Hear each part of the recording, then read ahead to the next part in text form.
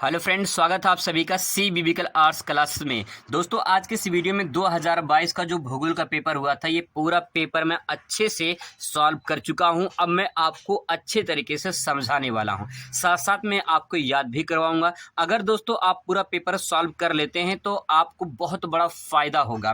पिछले सालों का जो पेपर होता है उसको सॉल्व करने से बहुत सारे फायदे होते हैं। अगर आप उनको सॉल्व कर लेते हैं तो आपको पेपर जो है किस प्रकार से आता है, किन किन चैप्टरों से ज्यादातर सवाल पूछे जाते हैं, कौन सा चैप्टर ज्यादा इंपॉर्टेंट होता है, कौन सा क्वेश्चन इंपॉर्टेंट होता है जो बार बार रिपीट होते हैं, ये सब कुछ आपको पता चल जाता है।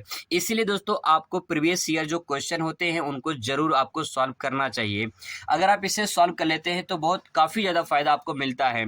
मैं पिछली वीडियो में 2023 का जो है ये करा चुका हूँ, पूरा पेपर सॉल्व करा चुका हूँ, अच्छे तरीके से मैंने लोगों को समझाया भी था। अब यहाँ पे 2022 का सॉल्व करेंगे, फिर इसके बाद 2020 का भी सॉल्व कर लेंगे।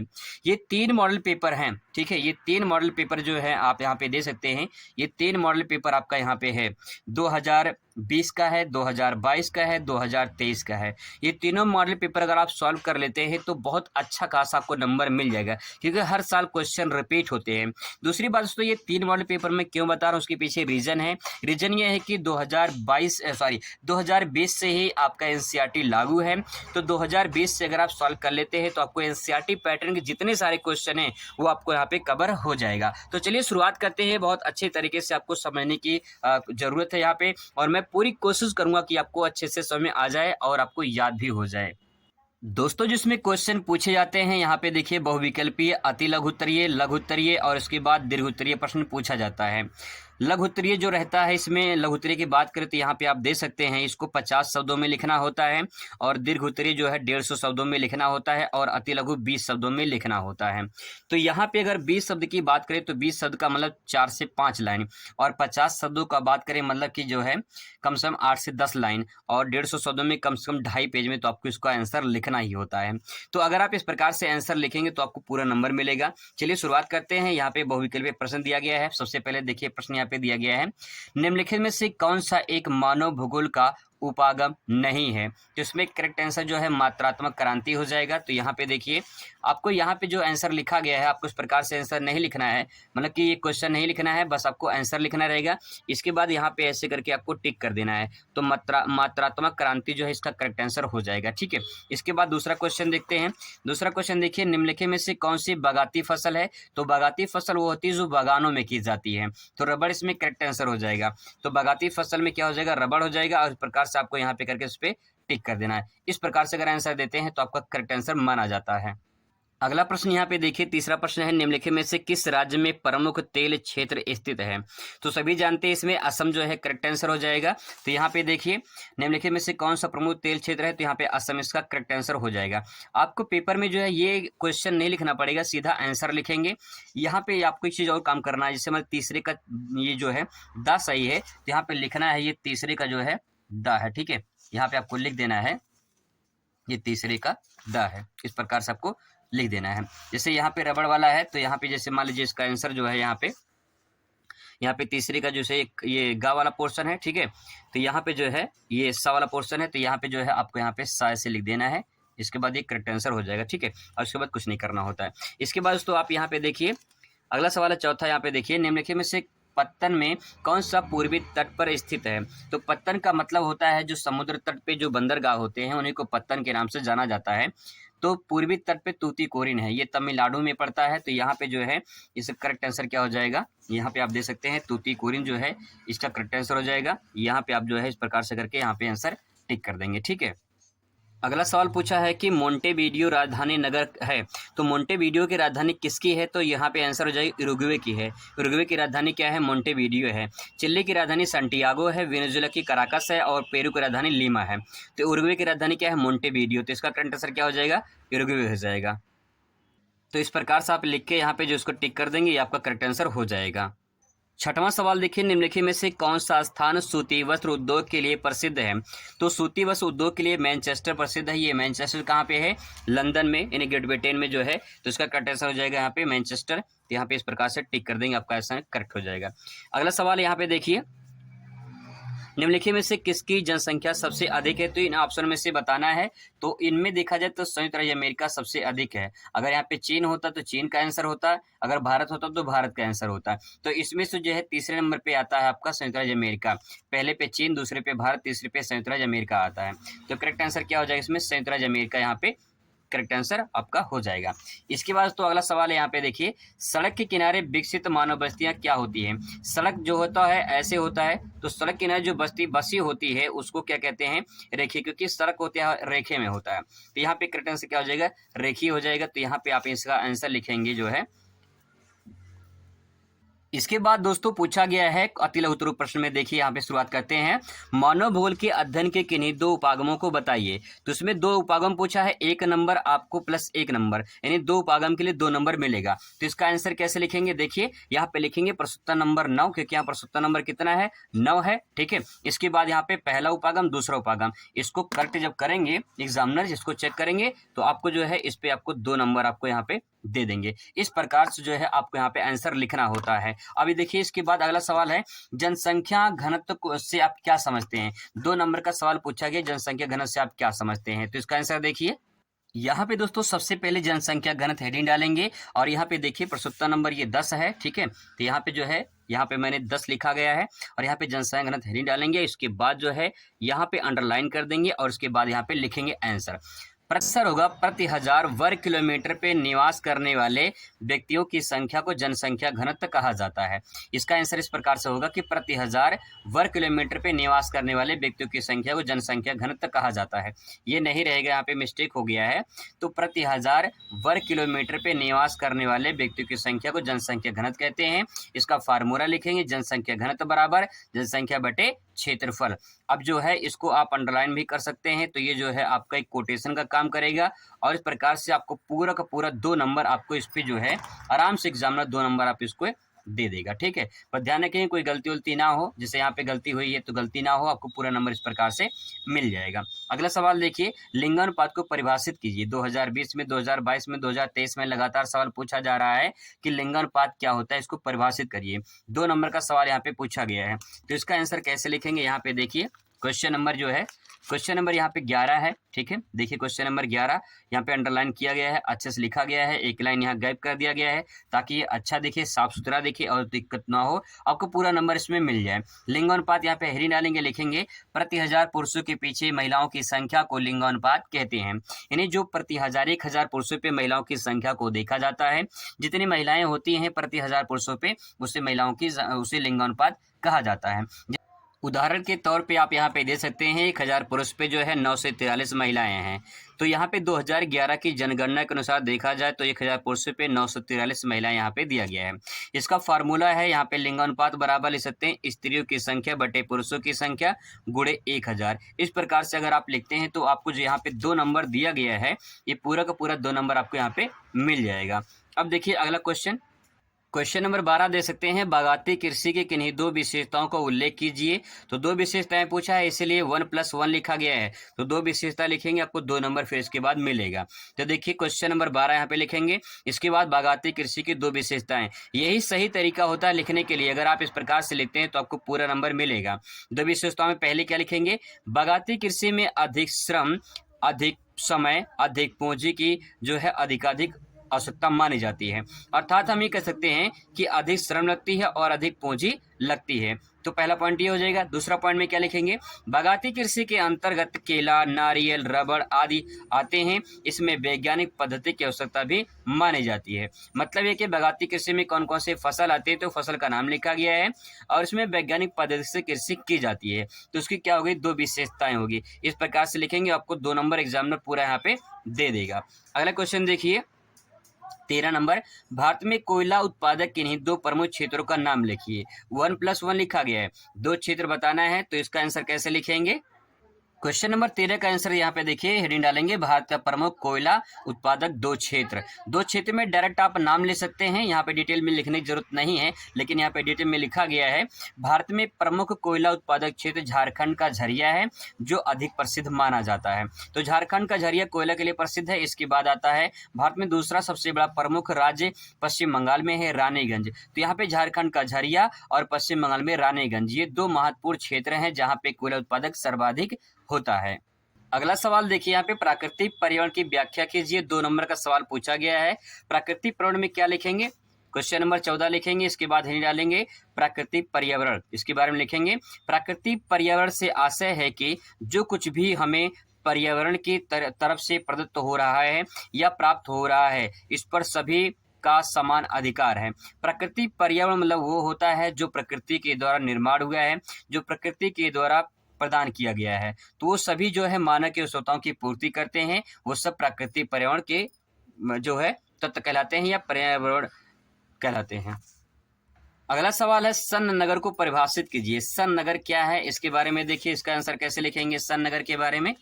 तो यहाँ पे क्वेश्चन नंबर 15 का आंसर लिखेंगे, हेडिंग डालेंगे सन नगर। ठीक है, आप यहाँ पे आंसर लिखने का प्रारूप दे सकते हैं किस प्रकार से हम बच्चे ने लिखा है, तो आप यहाँ पे समझ सकते हैं कि आंसर कैसे साफ सुथरा और अच्छे राइटिंग में जो है यहाँ पे लिखा गया है। सन नगर, सन नगर शब्द का सर्वप्रथम पैट्रिक गिटीज ने नामक वैज्ञानिक ने 1915 में किया था।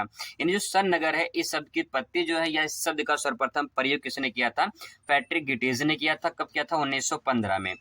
सन नगर तथा शहर दोनों आपस में मिलने से बनता है, इसे ही सन नगर कहते हैं। सन नगर का मतलब ये है जैसे कोई शहर है, शहर का मतलब दिल्ली है, दिल्ली के जो आसपास क्षेत्र हैं, उस दिल्ली के आसपास क्षेत्रों को जो है एनसीआर के नाम से जाना जाता है। ठीक है, जैसे मान लो ये दिल्ली है, ठीक है, दिल्ली है, तो दिल्ली के जो आसपास क्षेत्र होते हैं उसको एनसीआर के नाम से जाना जाता है, एनसीआर। ठीक है, एनसीआर का मतलब होता है नेशनल कैपिटल रीजन के नाम से जाना जाता है। तो यहाँ पे दिल्ली एक शहर हो गया, बड़ा शहर हो गया, इसके पास आसपास के जो क्षेत्र हैं इनको अपने शहर में मिला लेता है, तो उसको जो है सन नगर के नाम से जाना जाता है। मतलब एक बड़ा शहर छोटे शहर से अटैच होता है, ठीक है, उसे सन नगर के नाम से जाना जाता है। आगे सवाल देखेंगे, क्वेश्चन नंबर 16 देखेंगे। तो पहले पेपर देख लेते हैं क्वेश्चन नंबर 16 में यहाँ पे, ताकि जो है यहाँ पे देखिए, उद्योगों के स्थानीयकरण के किन्हीं दो प्रमुख कारकों का उल्लेख कीजिए। 2 नंबर का सवाल पूछा गया है। तो यहाँ पे देखिए 2 कारक पूछा है, तो 2 कारक यहाँ पे लिखेंगे। यहाँ पे पहला पॉइंट हो जाएगा कच्चे माल की उपलब्धता, यानी जो उद्योग का स्थानीयकरण होता है उसके पहले प्रारूप में हो जाएगा कि कच्चे माल की उपलब्धता। जिस स्थान पे कच्चे माल आसानी से मिल जाते हैं वहाँ पे उद्योग स्थापित हो जाते हैं, तो उद्योग का स्थानीयकरण में कच्चे माल सबसे ज़्यादा प्रमुख होता है। इसके बाद दूसरा पॉइंट लिखेंगे परिवहन एवं संचार की सुविधा। परिवहन संचार की सुविधा होना चाहिए। जहाँ पे परिवहन और संचार की सुविधा ज़्यादा होती है वहाँ पे उद्योग का स्थानीयकरण ज़्यादा होता है। जितना पूछा गया है उतना ही आपको लिखना है। 2 कारक पूछा गया है, आप यहाँ पे दे सकते हैं। 2 कारक पूछा है, 2 ही लिखेंगे, ज़्यादा नहीं लिखेंगे, टाइम बर्बाद आपका होगा, बहुत सारे क्वेश्चन करने होते हैं। तो यहाँ पे 4 लिखा गया है, तो यहाँ पे आपको 2 ही लिखना है। ठीक है, अगर आपको आता है तब भी जो आप लिखेंगे नहीं, क्योंकि जितना पूछा गया उतना आपको आंसर देना होता है। अब बात करते हैं दोस्तों लघुत्तरीय प्रश्न की। लघुत्तरीय प्रश्न में। तो 17 नंबर क्वेश्चन देखिए, मानव भूगोल के अध्ययन के उद्देश्यों की विवेचना कीजिए। 4 नंबर का सवाल पूछा गया है और यहाँ पेपर में देख लीजिए, जो आपका जो लघुत्तरीय सवाल होता है, ये लघुत्तरीय सवाल आपको 50 शब्दों में उत्तर इसका देना होता है। 50 शब्द का मतलब होता है कम से कम 1 पेज तो आपको लिखना ही होता है। तो चलिए इसका आंसर लिखते हैं कॉपी में। अब दोस्तों मानव भूगोल के अध्ययन का उद्देश्य हेडिंग डालेंगे, इसके बारे में लिखेंगे। मानव भूगोल के अध्ययन का मुख्य उद्देश्य मानव द्वारा भौगोलिक तत्वों की खोज की पर्याप्त जानकारी रखना है।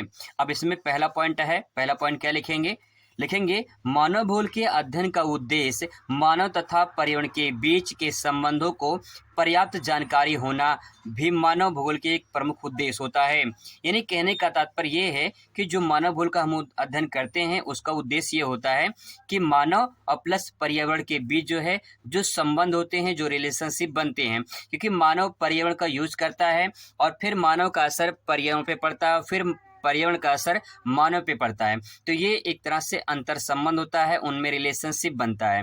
तो ऐसी प्रक्रिया को जो हमें यहाँ पे जानकारी मिलती है, तो यहाँ पे मानव भूगोल का अध्ययन करने का एक उद्देश्य बन जाता है।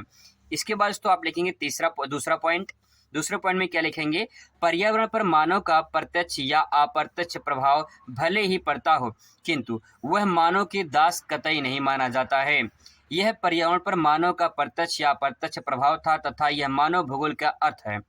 यहाँ पे जो शब्द यहाँ कहना चाह रहा है बच्चे ने इस प्रकार से लिखा है, लेकिन आप इसमें ले सकते हैं कि पर्यावरण पर मानव निर्भर है प्रत्यक्ष रूप से या फिर अप्रत्यक्ष रूप से, लेकिन मानव जो है प्रकृति का दास नहीं है, मानव जो है प्रकृति का गुलाम नहीं है। मानव अगर चाहे तो कुछ भी कर सकता है और कर रहा है, क्योंकि साइंस जैसे जैसे आगे बढ़ रही है इन्वायरमेंट का जो है और ज़्यादा ह्रास हो रहा है, इन्वायरमेंट का और ज़्यादा क्षति पहुंच रही है। तो कहने का तात्पर्य ये है कि मानव जो है वो प्रकृति का दास नहीं है। इसमें सेंटेंस को ले सकते हैं। आगे तीसरा पॉइंट आप यहाँ पे ले सकते हैं, मानव भूगोल में हमें सिर्फ मानव द्वारा निर्मित वस्तुओं की जानकारी प्राप्त होती है। यह हमें भौतिक भूगोल नदी, पहाड़, पर्वत, घाटी आदि की जानकारी नहीं प्राप्त करता है। मतलब ये कि मानव जो भूगोल है ये हमें सिर्फ मानव से संबंधित जानकारी प्राप्त करता है, मिलता है इसमें, ताकि जो है हमें ये पता चल जाए कि मानव भूगोल से किस प्रकार से संबंधित है, किस प्रकार से जुड़ा हुआ है, इसकी जानकारी हमें यहाँ पे प्राप्त होती है। तो ये सेंटेंस पूरा जो है एक पेज में लिखा गया है, आप इसे आसानी से एक पेज में 50 शब्दों में अच्छे से लिख सकते हैं। अगला सवाल यहाँ पे मानव विकास सूचकांक क्या है, 4 नंबर का सवाल पूछा गया है। तो यहाँ पे आपको बताना है कि मानव विकास सूचकांक क्या है। क्वेश्चन नंबर 18 है, मानव विकास सूचकांक हेडिंग डालेंगे, उसके बारे में लिखेंगे। क्या लिखेंगे, मानव विकास सूचकांक मानव विकास को मापने की एक छोटी सी इकाई है। यानी मानव विकास कर रहा है, कितना विकास कर चुका है, उसको मापने की एक इकाई बनाई गई है। एक तरह से देखा जाए, एक तरह से मापने की एक जो है मशीन बनाई गई है, और उस मशीन का नाम है मानव विकास सूचकांक। ठीक है, मानव विकास सूचकांक है, इसको बोलते हैं HDI बोलते हैं। ठीक है, इसको HDI बोलते हैं, यानी ह्यूमन डेवलपमेंट इंडेक्स मानव विकास सूचकांक के नाम से जाना जाता है। आगे लिखेंगे, मानव विकास सूचकांक को तैयार करने में पाकिस्तानी अर्थशास्त्री डॉक्टर प्रोफेसर महबूब उल हक को जाता है तथा भारत के मूल वैज्ञानिक जो इंग्लैंड में बसे हैं वो प्रोफेसर अमर्त्य सेन को जाता है। HDI स्वास्थ्य, शिक्षा, संसाधनों तक पहुंच तथा अनेक भंडारण या उपयोग के आधार पर मानव विकास का क्रम तैयार करता है। मानव विकास की सबसे उच्चतम स्कोर जो है, ये पॉइंट अगर आपको नहीं आता है तो कोई बात नहीं, आप इसको लिखने की जरूरत नहीं है। अगर आपको याद आता है तो आप पॉइंट यहाँ पे लिख सकते हैं कि मानव कितना विकास कर चुका है। इसके बाद यहाँ पे 2 लाइन और लिखा गया है निष्कर्ष रूप में कि मानव विकास सूचकांक मानव के स्वास्थ्य, शिक्षा आदि के भंडारण तथा उपयोग के आधार पर अध्ययन करता है। यानी मानव विकास सूचकांक जो है ये बताता है कि मानव का स्वास्थ्य कितना अच्छा है, मानव कितने स्वस्थ हैं और उसका शिक्षा कैसी है, वो सब कुछ जो है मानव विकास बताता है। क्योंकि मानव के विकास की सूचकांक तभी तय होती है जब मानव का संपूर्ण विकास होगा। इस प्रकार से जो है आप मानव विकास सूचकांक को यहाँ पे लिख सकते हैं। अगला सवाल यहाँ पे है, भारत में जनसंख्या वितरण को प्रभावित करने वाले कारकों की विवेचना कीजिए। 4 नंबर पूछा गया है, तो इसको आंसर बहुत अच्छे तरीके से ले सकते हैं। क्वेश्चन नंबर 19 से आप ये दे सकते हैं, हेडिंग डालेंगे, भारत में जनसंख्या वितरण को प्रभावित करने वाले कारक। इसका आंसर लिखेंगे। यहाँ पे देख लीजिए, डायग्राम के माध्यम से मैंने आपको समझाने की कोशिश किया है। सबसे पहले भारत में जनसंख्या भूपृष्ठ अर्थात धरातल पर जनसंख्या किस प्रकार से वितरित है, उसे हम ये जानने की कोशिश करते हैं कि पूरे धरातल पर जनसंख्या किस प्रकार से वितरित है। यहाँ पे 3 कारक मुख्य होते हैं, भौगोलिक कारक, आर्थिक कारक, सामाजिक और सांस्कृतिक कारक। इस बात को जो है आप डायग्राम के माध्यम से भी इस प्रकार से आप ले सकते हैं, दोनों तरीके से आप यहाँ पे ले सकते हैं। भौगोलिक कारक, आर्थिक कारक, सामाजिक और सांस्कृतिक कारक। यहाँ भौगोलिक कारक में क्या लिखेंगे, यहाँ पे जल, भू आकृति और मृदा, यहाँ पे 3 पॉइंट इसका हो जाएगा। आर्थिक में क्या लिखेंगे, नगरीकरण, औद्योगिकरण और खनिज। इसके बाद यहाँ पे सामाजिक में आपका पर्यटन आ जाएगा, धार्मिक आ जाएगा। तो ये सारे पॉइंट जो है आप यहाँ पे ऐड कर सकते हैं, लिख सकते हैं, और आपको पूरा का पूरा नंबर जो है इस पे मिलेगा अगर इस प्रकार से आप आंसर लिखते हैं। अब इसकी अगर व्याख्या कर रहे हैं तो व्याख्या भी आराम से आप कर सकते हैं। क्वेश्चन नंबर 20 देखिए, जनसंख्या प्रवास को प्रभावित करने वाले कारकों का उल्लेख कीजिए। तो जनसंख्या प्रवास को प्रभावित करने वाले जो कारक हैं 4 नंबर का पूछा गया है। यहाँ पे देखिए क्वेश्चन नंबर आप यहाँ लिखेंगे 20, इसके बाद यहीं डालेंगे जनसंख्या प्रवास को प्रभावित करने वाले कारक। इस बार इसके यहाँ पे जो है डायग्राम बना सकते हैं। प्रवास को जो है प्रभावित करने वाले कारक में अपकर्ष कारक और प्रतिकर्ष कारक होता है। ठीक है, अब यहाँ पे 2 पॉइंट लिखेंगे कि अपकर्ष कारक क्या होता है, प्रतिकर्ष कारक क्या होता है। तो अपकर्ष कारक मतलब क्या होता है, अपकर्ष कारक से आशय जब लोग सुविधाओं को देखकर उस क्षेत्र या उस स्थान पर प्रवास कर जाते हैं, यानी उस स्थान पर जाते हैं तो उसे अपकर्ष कारक कहा जाता है। प्रतिकर्ष कारक इसका उल्टा होता है।